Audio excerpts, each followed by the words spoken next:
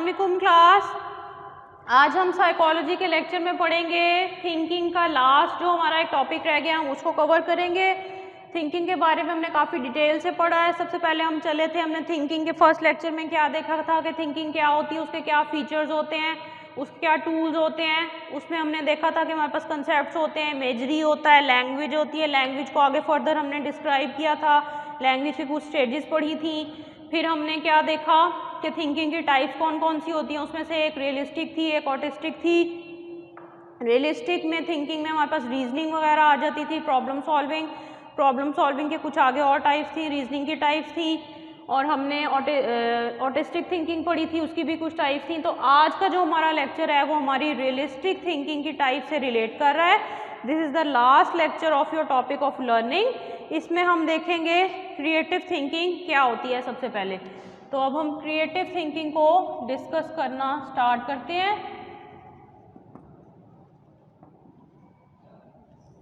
Creative thinking हमारे पास क्या होती है, ये हमारी क्रिएटिविटी को डील कर रही होती है। बेसिकली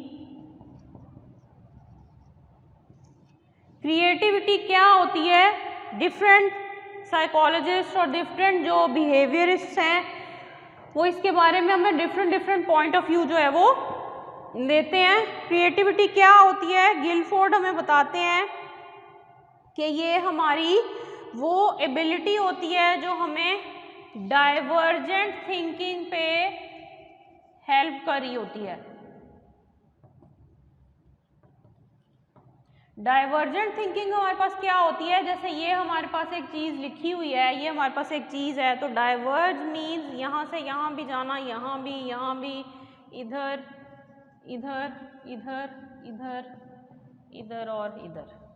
तो क्रिएटिव थिंकिंग में क्रिएटिविटी डाइवर्जेंट थिंकिंग को कैसे रिलेट कर रही होती है कि जैसे हमारे पास ये एक प्रॉब्लम है, ये एक टास्क है, ये कोई भी एक ऑप्शन है किसी चीज़ की, तो हम उसके सब एरियाज़ को देखते हैं। हम उसके इस एरिया को भी देख रहे हैं, इसको भी, इसको भी, इसको सब एरियाज़ को हम देख रहे हैं। हम एक बहुत ब्रॉड कैपेसिटी में, हम एक बहुत रियलिस्टिक पॉइंट ऑफ व्यू से, एक बहुत दूर अंदेशी वाली चीज़ को करते हुए हम सारी जो है वो थिंकिंग कर रहे होते हैं। इस चीज़ को हम कहते हैं डाइवर्जेंट थिंकिंग, यानी हमारी थिंकिंग जो है वो डाइवर्ज हो रही है, फैल रही है, एक सर्टन पॉइंट से बहुत सारे पॉइंट्स तक जा रही है कि अगर ये चीज़ ऐसे होगी तो क्या होगा, ये चीज़ ऐसे होगी तो क्या होगा, यानी आप डिफरेंट ऑप्शंस पे गौर कर रहे हैं।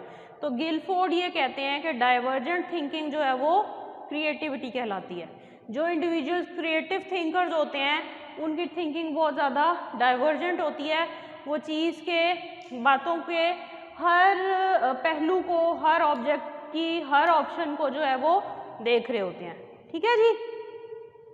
Creativity is the ability to think about something in novel and unusual situation. अच्छा, कोई चीज़ आपकी डेली लाइफ में हो रही है या जैसे आप ऑलरेडी कर रहे हैं और वो अचानक से किसी अनयूजुअल या न्यू पैटर्न में होने लग जाती है, तो ये भी आपकी क्रिएटिव थिंकिंग है। यानी चीज़ों को अनयूजुअल या न्यू पैटर्न्स में देखना भी क्रिएटिविटी कहलाती है। ठीक है जी। अब कुछ साइंटिस्ट जो है वो हमारे पास ये कहते हैं कि क्रिएटिविटी जो है वो बेसिकली इंटेलिजेंस है, जबकि इंटेलिजेंस और क्रिएटिविटी का एज सच कोई इतना ज़्यादा ताल्लुक नहीं है। ठीक है। स्टर्नबर्ग की इंटेलिजेंस की कुछ थेरीज हैं, आगे जाके हम कॉग्निटिव साइकोलॉजी में हम और सब्जेक्ट्स में पढ़ेंगे। स्टर्नबर्ग हमें क्या कहते हैं कि इंटेलिजेंस जो है वो सिर्फ ये नहीं है कि कोई एकेडमिक्स में कैसा परफॉर्म कर रहा है, बल्कि इंटेलिजेंस 3 टाइप्स की होती है। डिफरेंट जो हाईली इंटेलेक्चुअल पीपल होते हैं वो बहुत ज़्यादा अच्छे प्रोडक्ट्स भी बाज़ औक़ात बना रहे होते हैं, वो बहुत ज़्यादा अपनी अच्छी जो है जॉब परफॉर्मेंसेस दे रहे होते हैं, लेकिन ज़रूरी नहीं होता कि उस सिचुएशन से, उस परफॉर्मेंस से वो खुश हों, वो हैप्पी हों, वो सेटिस्फाइड हों।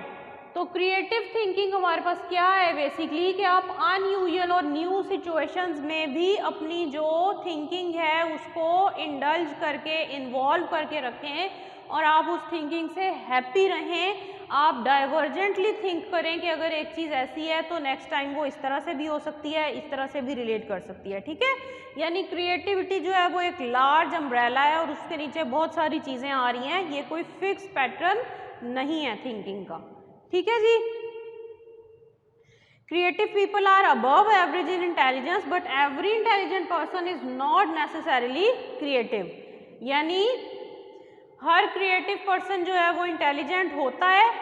वो किस तरह से इंटेलिजेंट होता है कि वो चीज़ों के हर ऑप्शन को, हर पहलू को जो है वो सोचता है, हर चीज़ के बारे में सोच रहा होता है। तो this is a symbol of intelligence. Intelligence की जब आप बात करते हैं तो बेसिक हमारे पास जो मोस्ट रिसेंट और मोस्ट अपडेटेड डेफिनेशन है इंटेलिजेंस की वो यही है कि आप अपनी डेली लाइफ परफॉर्मेंस में कितने अच्छे और कितने एक्टिवली परफॉर्म कर रहे हैं। तो वो लोग जो चीज़ों के हर पहलू को देखते हैं वो इंटेलिजेंट हो सकते हैं, ठीक है। यानी क्रिएटिव थिंकिंग इंटेलिजेंस का फैक्टर हो सकती है, लेकिन हर इंटेलिजेंट पर्सन क्रिएटिव थिंकर नहीं हो सकता। जैसे बाज़ लोग जो हैं वो एकेडमिक्स में बहुत ज़्यादा हाई परफॉर्मेंस देते हैं, उनके अगर इंटेलिजेंस टेस्ट हों तो उनका IQ लेवल भी बहुत ज़्यादा अच्छा आता है, but it does not necessarily mean कि वो क्रिएटिव थिंकर्स हैं। हो सकता है कि वो आउटसाइड द बॉक्स जाके बिल्कुल भी ना सोच पाते हों और उनको न्यू और नॉवल और अनसर्टन सिचुएशंस में, अनयूजुअल सिचुएशंस में बिल्कुल भी समझ ही ना आती हो कि उनको क्या करना है। तो every creative person is intelligent but every intelligent person is not necessarily creative, ठीक है जी। अब हम देखते हैं कि क्रिएटिविटी को इंक्रीज कैसे किया जाता है। अच्छा, क्रिएटिविटी कोई ऐसी चीज़ नहीं है कि आप उसको बेसिकली इंक्रीज कर सके। इंसान की जो कैपेसिटी होती है, जो उसकी मेंटल कैपेसिटी होती है, वो जब उसको वो बचपन से लेके एडल्टहुड तक, जब चाइल्डहुड से बच्चा जो है वो जाता है तो वो डिफरेंट पैटर्न्स को जो है वो अडॉप्ट कर रहा होता है। तो ये उसका जो एनवायरनमेंट होता है उसको दिया जाता है, उस पर डिपेंड कर रहा होता है कि वो उसकी क्रिएटिविटी को एक्सप्लोर करता है या नहीं करता। हो सकता है कि कोई पर्सन, कोई बेबी, कोई बच्चा बहुत ज़्यादा उसमें जो है वो क्रिएटिव एबिलिटी हो, उसमें इतना पोटेंशियल हो कि वो क्रिएटिवली वर्क कर सके, लेकिन उसको उस तरह का एक्सपोजर ना मिले, उसको उस तरह का एनवायरनमेंट ना मिले, उसको उस तरह के रिसोर्सेज ना मिलें, तो वो क्रिएटिवली परफॉर्म ना कर सके। But it does not mean कि वो पर्सन जो है वो क्रिएटिव नहीं है, ठीक है। तो अब हम देख लेते हैं कि क्रिएटिव इंडिविजुअल्स की कुछ कैरेक्टरिस्टिक्स होती हैं, वो क्या होती हैं।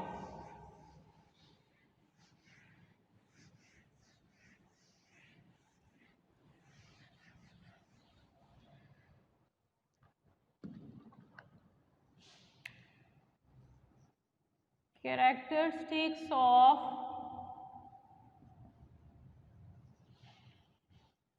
creative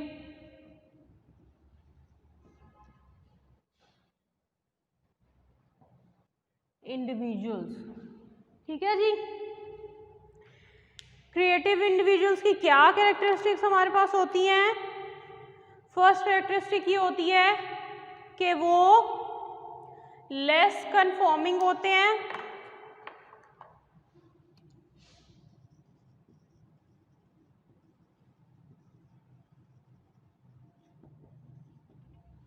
यानी कि वो इस बारे में केयर नहीं कर रहे होते कि कोई उनके बारे में क्या सोच रहा है। उनके लिए जो वो सोच रहे होते हैं, जो वो फील कर रहे होते हैं, वो इम्पॉर्टेंट होता है ज़्यादा, रादर देन इस चीज़ से कि कोई उनके बारे में क्या सोच रहा है और कोई उनके बारे में क्या फील कर रहा है, ठीक है। तो वो सोसाइटी के जो प्रेशर होता है उसको ईजिली होल्ड कर लेते हैं। लेस कन्फॉर्मिंग मीन्स कि वो सोसाइटी की नॉर्म से, सोसाइटी की वैल्यू से इतने ज़्यादा मिक्सअप नहीं होते, ठीक है। क्रिएटिव पीपल आर फ्लेक्सिबल, यानी क्रिएटिव पीपल क्या होते हैं कि वो अपनी थॉट में, अपने पैटर्न्स में, अपने बिहेवियर में फ्लेक्सिबिलिटी शो कर रहे होते हैं, लचक शो कर रहे होते हैं। यानी एक चीज़ इस तरह वर्क नहीं करी तो हम इस तरह वर्क करके देख लेते हैं। वो फिक्सेट नहीं कर लेते अपनी थिंकिंग को और अपने बिहेवियर्स को, ठीक है। Creative people are intrinsically motivated, यानी क्रिएटिव पीपल इंटरनली मोटिवेटेड होते हैं। यानी क्रिएटिव लोगों के लिए ये चीज़ मैटर नहीं करती कि उनको आउटसाइड देयर फिजिकल अपीयरेंस जो है वो मोटिवेशन मिल रही हो, वो अपने अंदर की मोटिवेशन की बेस पे काम करते हैं, वो इंट्रिंसिकली मोटिवेटेड होते हैं, यानी वो अपने जॉय के लिए, अपनी हैप्पीनेस के लिए, अपनी सेटिस्फैक्शन के लिए काम को कर रहे होते हैं, दूसरों के अप्रूवल के लिए काम को नहीं कर रहे होते। ठीक है जी। क्रिएटिव पीपल जो है वो समटाइम्स थोड़ी सी ज़्यादा मिस्टेक्स कर रहे होते हैं दूसरों से, बट इसका ये मतलब नहीं है कि वो मिस्टेक्स करके गिव अप कर देते हैं। वो मिस्टेक्स करते हैं तो वो उन मिस्टेक से लर्न करते हैं और वो ये सीखते हैं, सोचते हैं कि अगर एक चीज़ इस तरह से वर्क नहीं की तो इसका मतलब है कि ये किसी और तरीके से वर्क कर सकती है। अगर उनको 9 टाइम्स फेलियर होता है तो वो 10th टाइम डेफिनेटली विन कर जाते हैं और वो ये सोचते हैं कि हम 9 टाइम्स फेल नहीं हुए, यानी हमने 9 अदर वेज जो हैं वो सीखे हैं काम को करने के, तो हम 10th वे पे जो है वो सक्सेसफुल हो गए हैं। ठीक है। Creative thinker see failure as an opportunity to learn, ये भी आपकी मिस्टेक से रिलेट करिए, यानी वो फेलियर को एक अपॉर्चुनिटी के तौर पे लेते हैं जिससे वो लर्न करते हैं। ठीक है। अब क्या होता है कि आपके जो क्रिएटिव पीपल होते हैं उनकी एक well developed base of knowledge होती है। उनका नॉलेज क्या होता है, वो वेल डेवलप्ड होता है।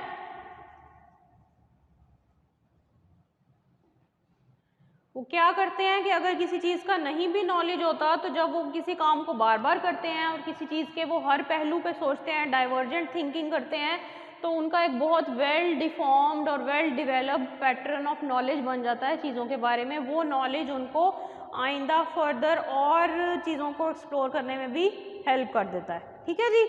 नेक्स्ट उनकी क्या क्वालिटी होती है कि वो इमेजिनेटिव बहुत ज़्यादा होते हैं, उनकी इमेजिनेशन बहुत ज़्यादा अच्छी होती है। जो लोग क्रिएटिव होते हैं, अगर उनके सामने कोई चीज़ ना भी हो या वो फिजिकली उस चीज़ को ना भी परफॉर्म कर सकें तो वो उनकी इमेजिनेशन स्किल्स, इमेजिनेटिव पावर इतनी अच्छी होती हैं कि वो उनको अपनी इमेजिनेशन में अचीव कर लेते हैं, और जब वो उनको अपनी इमेजिनेशन में अचीव कर लेते हैं तो फिर रियल लाइफ में भी अचीव कर लेते हैं। ठीक है जी। दे हैव वेंचरसम पर्सनैलिटी,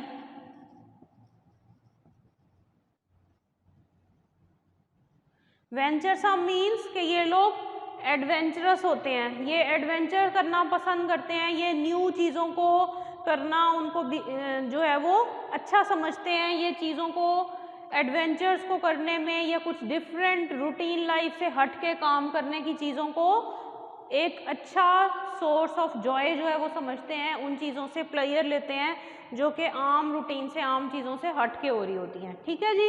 उसके बाद क्या है कि वो बहुत ज़्यादा अपने अंदर की जो कैपेबिलिटीज़ होती हैं, जो अपने इंटरनल फैक्टर्स होते हैं उनसे मोटिवेटेड होते हैं, यानी कि इंट्रिंसिकली मोटिवेटेड होते हैं। तो ये हमारे पास बेसिक कैरेक्टरिस्टिक्स हैं क्रिएटिव इंडिविजुअल्स की कि वो लेस कन्फॉर्मिंग होते हैं, इस बारे में परवाह नहीं करते कौन उनके बारे में क्या सोचता है, वो ये सोचते हैं कि हम अपने बारे में क्या सोच रहे होते हैं। वो फ्लेक्सिबल होते हैं, इंट्रिंसिकली मोटिवेटेड होते हैं, अपने जॉय के लिए और अपनी हैप्पीनेस के लिए काम कर रहे होते हैं, किसी दूसरे के अप्रूवल को सीख नहीं कर रहे होते हैं। मेक मिस्टेक्स, वो बहुत ज़्यादा मिस्टेक्स करते हैं समटाइम्स, क्या होता है, लेकिन वो हर मिस्टेक से लर्न करते हैं और वो मिस्टेक्स को एक अपॉर्चुनिटी के तौर पे ले रहे होते हैं। वेल डेवलप्ड उनका नॉलेज होता है, हर चीज़ के बारे में सोचते हैं तो इसलिए उनकी नॉलेज स्पैन ज़्यादा हो जाता है। इमेजिनेटिव स्किल्स बहुत अच्छी होती हैं, वेंचरसम पर्सनैलिटी के होते हैं। ठीक है जी। ये हमारे पास था क्रिएटिव थिंकिंग का कंसेप्ट। अब हम देख लेते हैं कि डिसीजन मेकिंग क्या होती है।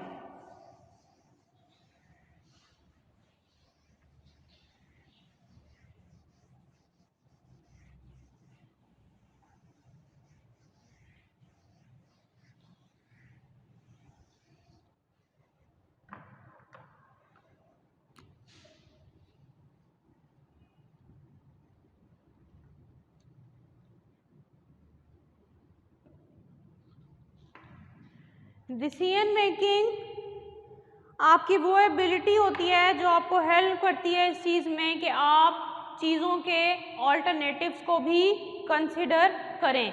जैसे आप रोड पे जा रहे होते हैं, आप गाड़ी ड्राइव कर रहे होते हैं, तो आप एक रोड पे जा रहे होते हैं, वो इधर रोड इधर भी जा रही होती है, आगे से इधर भी मोड़ी होती है, सामने भी जा रही होती है। तो उस टाइम क्या करना होता है कि जब आप किसी मोड़ के करीब आने लगते हैं तो आपको डिसाइड करना होता है कि जिस रास्ते पे आप जाना चाहते हैं वो सीधा जाएगा या इधर से मुड़ के आएगा या इधर से मुड़ के आएगा। ठीक है। तो this is the capacity of decision making, जिसकी बेस पे आप ये डिसाइड करते हैं कि 2, 3 या 4 ऑल्टरनेटिव्स में से, ऑप्शंस में से आपको कौन सी ऑप्शन चूज़ करनी चाहिए जो आपको बेस्ट रिजल्ट दे, आपका डिज़ायर्ड प्रोडक्ट, आपका डिज़ायर्ड रिजल्ट आपको फराहम करे। ठीक है। डिसीजन मेकिंग की जो एबिलिटी है वो आप क्या करते हैं कि आप इस तरह से कर रहे होते हैं, जैसे मैंने आपको कार की एग्जांपल दी। डिसीजन मेकिंग आप अपनी डेली लाइफ में भी बहुत ज़्यादा यूज़ कर रहे होते हैं। जब आप अपना कैरियर सिलेक्ट करते हैं आप तब यूज़ करते हैं। आप बहुत सारी ऑप्शंस के बारे में सोचते हैं और आप फिर अपनी ऑप्शंस को ब्रेनस्टॉर्मिंग करते हुए, अभी जो हमने ब्रेनस्टॉर्मिंग का कंसेप्ट पढ़ा है उसको करते हुए आप क्या करते हैं कि आप उसको नैरो कर लेते हैं अपनी ऑप्शंस को, और उन ऑप्शंस पे कंसीडर करते हुए फिर आप अपने ऑल्टरनेटिव्स पे सोचते हैं कि ये करेंगे ऐसा होगा, ये करेंगे ऐसा होगा, ये करेंगे ऐसा होगा। ठीक है। यानी हर ऑल्टरनेटिव पे आप सोच के एक फाइनल ऑप्शन की तरफ जाते हैं। तो इसका मतलब है कि आपने डिसीजन मेकिंग का काम किया है। यानी 1, 2, 3, 4 ऑप्शंस को कंसीडर करते हुए आप किसी एक ऑप्शन पे पहुंचे हैं, तो इसका मतलब है कि आपने डिसीजन मेकिंग का काम किया है। ठीक है। People choose the outcome with the highest expected value. जब आप डिसीजन मेकिंग कर रहे होते हैं तो जाहिर है कि कोई चीज़ आपको प्रैक्टिकली होती हुई नज़र तो नहीं आ रही होती, तो आपने उसको इमेजिन करना होता है चीज़ को कि इस चीज़ को अगर मैं ऐसे इमेजिन करता हूँ तो इसका ये रिजल्ट हो सकता है, अगर हम इस चीज़ को देखते हैं तो इसका ये रिजल्ट हो सकता है। तो आपकी जो हाईली एक्सपेक्टेड आउटकम होता है जिस ऑल्टरनेटिव से, आप उस ऑल्टरनेटिव को कंसिडर कर लेते हैं। यानी अगर आप अपने करियर सीकिंग की बात करते हैं, आप अपना करियर सिलेक्ट करते हैं, तो अगर आप जो है वो बहुत ज़्यादा फाइनेंशियली हाई पोजीशन पे जाना चाहते हैं तो आप ऐसे करियर देखेंगे कि जो बिजनेस माइंडेड पीपल के साथ वर्क करने में इन्वॉल्व हो रहे होंगे। तो क्या होगा कि जो आपका आउटकम था कि आप फाइनेंशियली अच्छे रहना चाहते थे, तो आप बिजनेस माइंडेड लोगों के साथ बैठेंगे, आप बिजनेस पढ़ेंगे, आप उस तरह से करेंगे, आप उस चीज़ में एक्सपर्टाइज लेंगे, तो वो आपका वो वाला काम हो जाएगा। ठीक है। तो यानी आपने अपनी उस ऑल्टरनेटिव को जो है वो कंसिडर किया है। तो इसका मतलब है कि ये आपका डिसीजन मेकिंग का प्रोसेस हो रहा है। ठीक है जी।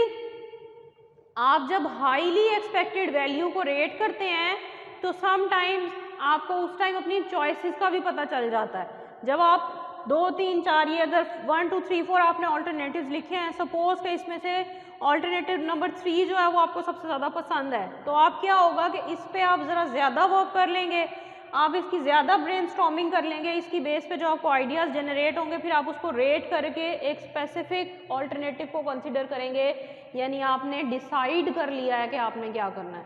बिल्कुल इसी तरह जो मैंने आपको इस टॉपिक के स्टार्ट में बोला कि जब आप कार चला रहे होंगे तो रास्ता इधर भी होगा, इधर भी होगा और सामने भी होगा, लेकिन आपने कहाँ जाना है, आपकी क्या मंजिल है, आप कहाँ जाना चाहते हैं, आप उस हिसाब से जो है वो अपनी कार को ड्राइव करेंगे। तो आप this is the basic phenomena of decision making.